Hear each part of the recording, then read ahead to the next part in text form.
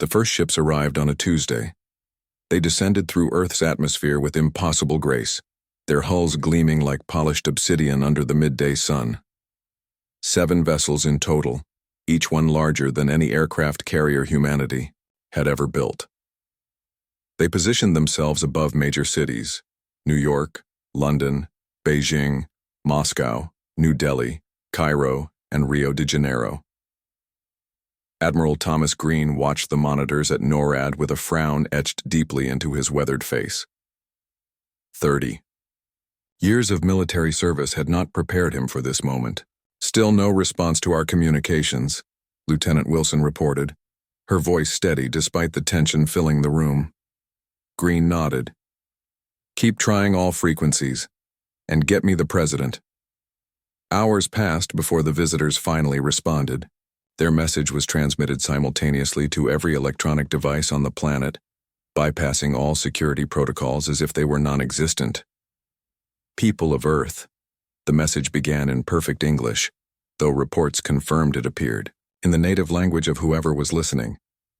"We are the Veldari. We come in peace and friendship, seeking alliance with your promising species." What followed was an offering beyond humanity's wildest dreams: advanced technology, medical breakthroughs, clean energy solutions, and an invitation to join a supposed galactic community. The only thing they asked in return was permission to establish outposts on Earth to facilitate cultural exchange. Most world leaders were ecstatic. Public opinion swayed heavily toward welcome rather than caution. Only Green and a small contingent of military and scientific advisors expressed reservation. "They're offering us everything without asking for anything substantial in return," Green argued in the emergency UN session. "In my experience, if something sounds too good to be true, it usually is." But his was a voice in the wilderness. The promise of advancement was too enticing.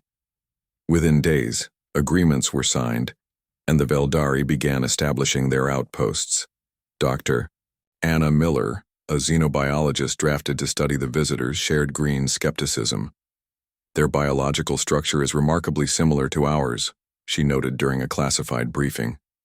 "Almost too similar for species that evolved on different planets." Green nodded. "Have you noticed how they never allow more than 3 representatives to leave their ships at once, and they always return before nightfall?" Miller's eyes narrowed. "You think they're hiding something?" "I know they are." It took 6 months before Green and Miller could gather enough evidence to present their case. 6 months during which humanity eagerly absorbed Veldari knowledge, implementing their technologies with minimal testing. Disease rates plummeted, energy crises ended, the global economy boomed.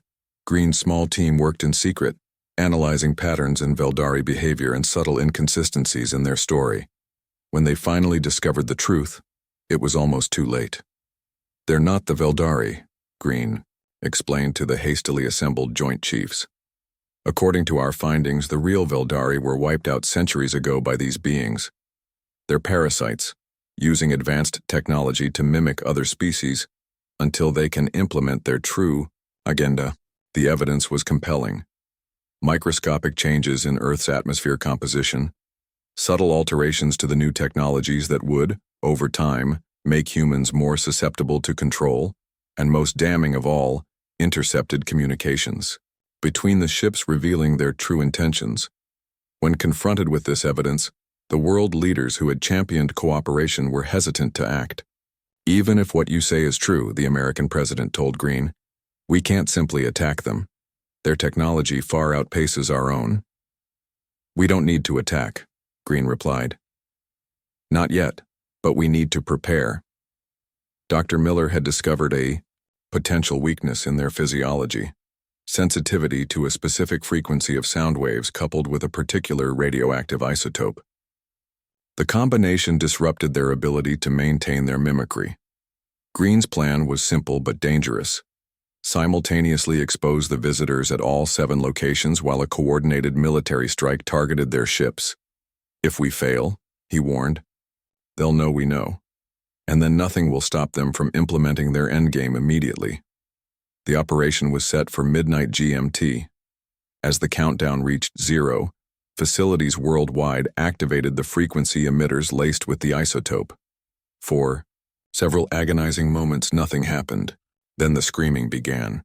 The creatures that had presented themselves as the benevolent Veldari convulsed as their humanoid forms melted away, revealing their true nature, pale, insectoid beings with multiple limbs and bulbous eyes. The military strike that followed was swift and devastating. 6 of the 7 ships were destroyed before they could react. The 7th managed to transmit a signal before being obliterated. In the aftermath, humanity discovered the full extent of what they'd narrowly avoided. The parasites had been subtly terraforming Earth, preparing it for their own colonization, while making it uninhabitable for humans. Another year, and it would have been irreversible. As nations worldwide dismantled the dangerous gifts they'd been given, Admiral Green stood at the window of his office, staring at the sky. "We got lucky," Dr. Miller said, joining him. "If we hadn't been suspicious," Green shook his head. "Luck had nothing to do with it. We remembered something fundamental that the others forgot."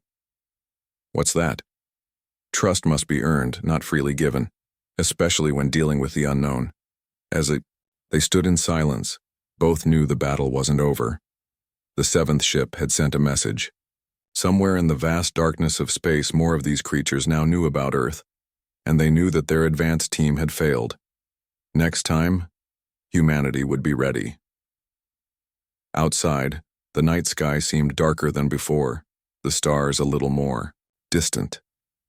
But for the first time since the ships arrived, Admiral Green allowed himself to smile. Humanity had faced its first interstellar threat and survived. They would not make the same mistake twice.